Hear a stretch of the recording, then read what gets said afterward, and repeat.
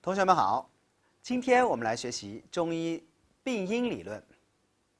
我们已经学习了中医的说理的工具阴阳学说和五行学说，我们也学习了中医的主要研究对象五脏六腑，我们还学习了五脏六腑的主要物质基础气血津液。气血津液这些正常的物质，中医又称为正气。那么今天我们来学习病因理论。什么是病因呢？病因是引起疾病的原因，又称为致病因素。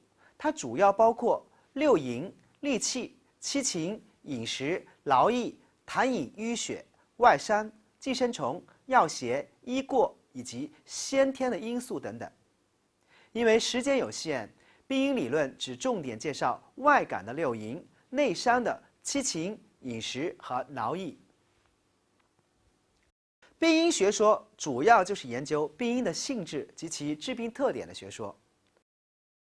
探求病因的方法主要有两个，第一个就是询问疾病的经过及其有关的情况，来直接推求病因。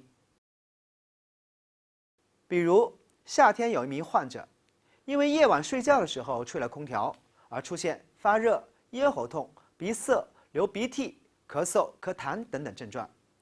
我们可以根据这个病人发病的经过，推测他吹了空调，感受了风热之邪，这就是直接推求病因的方法。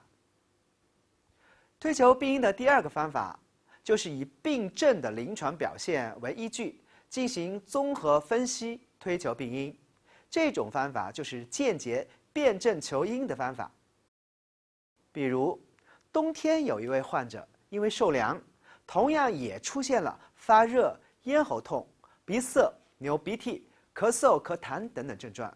我们不能因为冬天天气冷而判断他感受了风寒之邪，而是应该根据其临床表现来综合分析判断。